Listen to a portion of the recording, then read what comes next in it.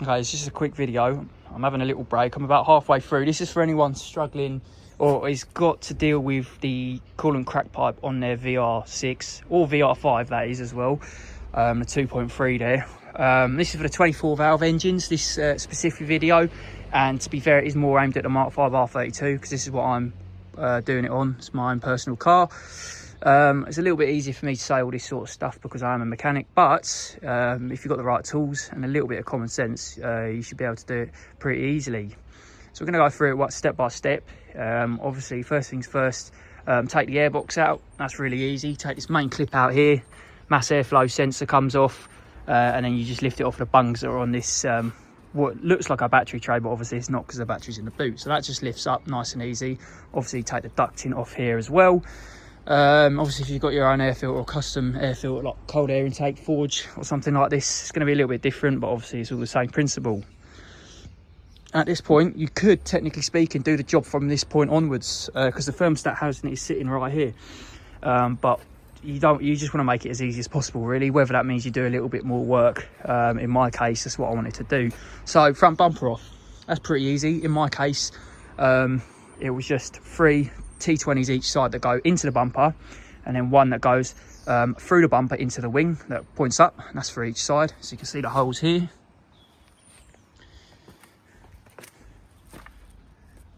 Obviously I took the wheels off for this as well, just to make it a little bit easier.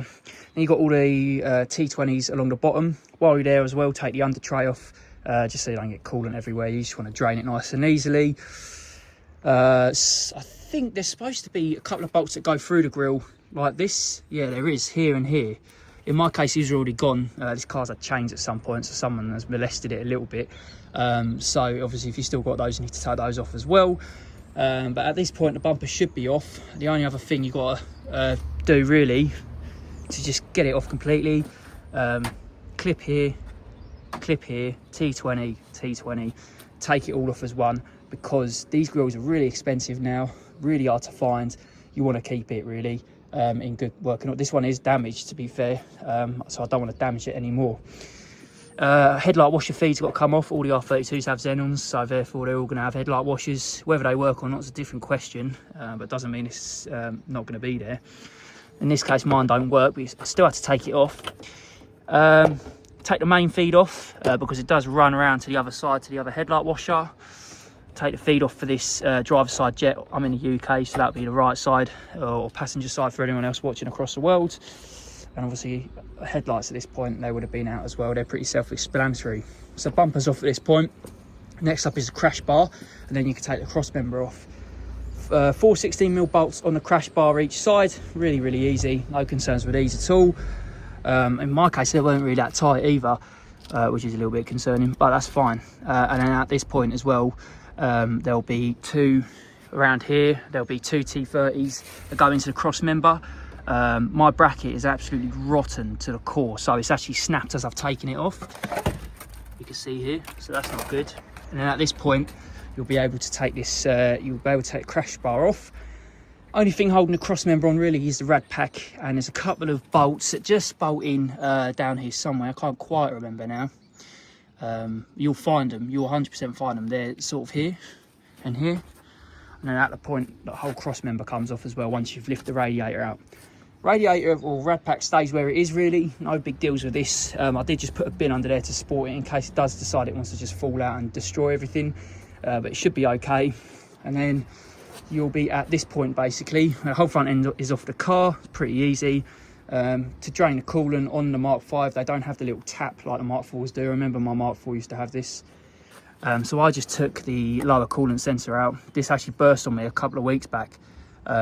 So I knew this was here to drain this.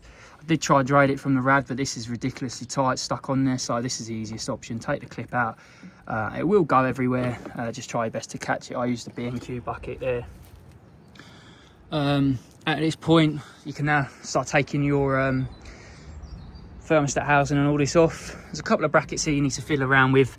Most of the bolts are, what are these, 5mm Allen, so no concerns with these really. If you've got a DSG, now I don't know if this is for the same for all of them, but I've got obviously an oil cooler here because I've got DQ250 DSG. there'll be an extra bracket on here, and this bolt is the only awkward bolt on the whole thing. It's a multi-spline, and I can't remember what size it is. I'll have to go and get the socket that I have used. Here we go. So that's it's an M6 multi-spline. Really awkward. I don't know why I've done that, but I'm not sure if that's all of them or just the DSG. So just be wary of that. You'll need one multi-spline for the job. Once that's all apart, you can take the housing out. Crack pipe. There'll be one little coolant hose here. You've got to take off the crack pipe. That'll be here. And there'll be this 2 looms on it. This one you can take out really easily. You can leave the clip on or the holder on the pipe. The other one is about here somewhere.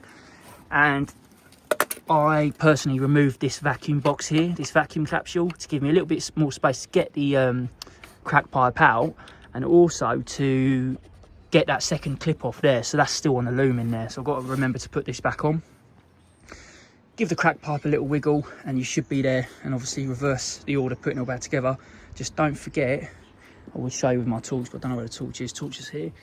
Just run a little bit of Scotch Guard or something, sandpaper, to clean the block up where it goes in, and you'll be away. I'm putting the billet stuff in here. The crack pipe's more of a preventative thing, because I'm pretty sure I've got the only VR6 in the entire world that this hasn't failed yet, and the seals are in good condition. But obviously as preventative, you don't know if this is going to break when you take it out, so replace it. Other than that, you should be good to go.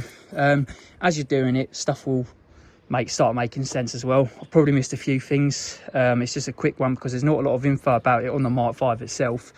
Another thing as well, when you're taking the bumper off, just remember this bonnet release. Not the end of the world if it breaks. This already had a zip tie around it, so obviously I'm gonna have to do that again. Other than that, it's pretty easy. Yeah, got any questions? Doubt it's going to reach a lot of people. If you've got any questions about the job in hand, just comment them down below. I'll try and answer them. But hopefully that clears a lot of things up for the Mk5 owners anyway, or anyone with a VR engine, or the 24 valve at least. So thank you very much. Okay, so we're pretty much there now. We're just putting a new thermostat housing in. The crack pipe is in. Just a little note here at the end, word of warning. In my case, unfortunately, where it gets so hot in here, the oil pressure switch has decided the wire wants to snap out of the plug. As you can see, the crack pipe is all fully built. It is all in here, ready to go. As I said though, this is what we're dealing with. So this is really common on Volkswagen Audi, unfortunately. All it is a single analog wire there. Just, you know, sends a signal when this detects there's oil pressure, or when that detects there's oil pressure from the little ball and spring mechanism there, makes the contact. And obviously all it does is send a signal up through this single wire I think it actually just goes straight to your instrument cluster there. Now I have had this happen before on my other car, my Lupo, but it was repairable because it snapped a little bit further up. And it was repairable, and unfortunately in this case it doesn't look like it's repairable.